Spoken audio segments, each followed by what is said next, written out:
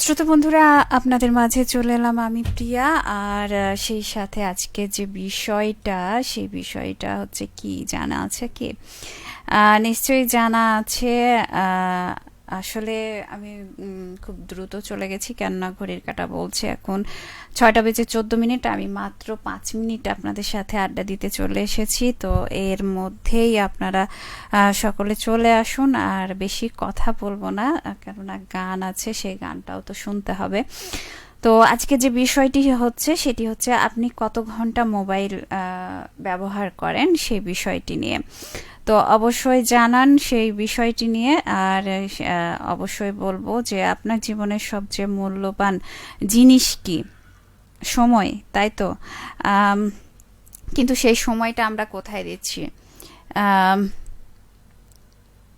সবচেয়ে বেশি কি আমরা অপচয় করছি এই সময়টাকে? কখনো আহ, না বুঝে, কখনো না চাইলেও।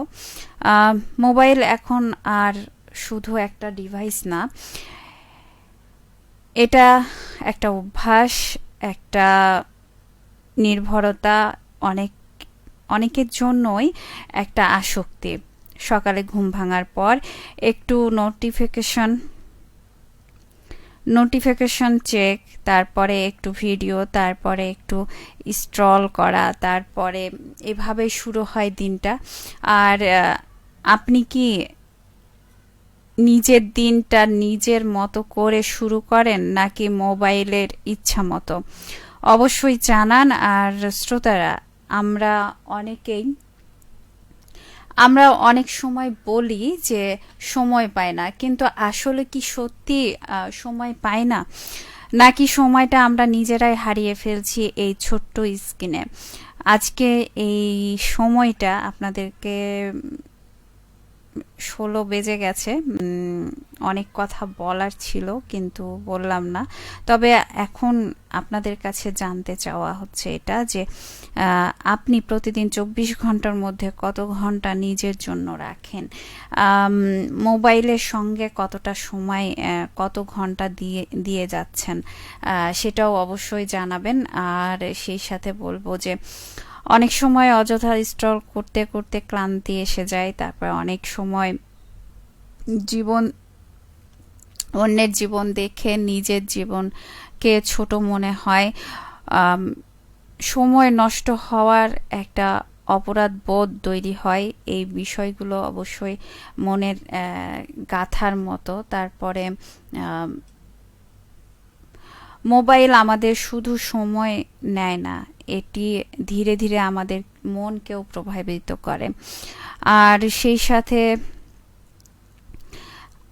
আগে আপনি সহজ মনোযোগ দিতে পারতেন, মানে সহজে যে কোনো জায়গায় মনোযোগ দিতে পারতেন, কিন্তু এখন একটু পর পর মোবাইল চেক করতে ইচ্ছে করে।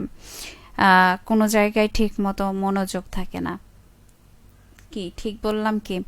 অবশ্যই এই জিনিসগুলো ভাবনার বিষয়। ধৈর্য কমে যাচ্ছে, মনোযোগ ভেঙে যাচ্ছে।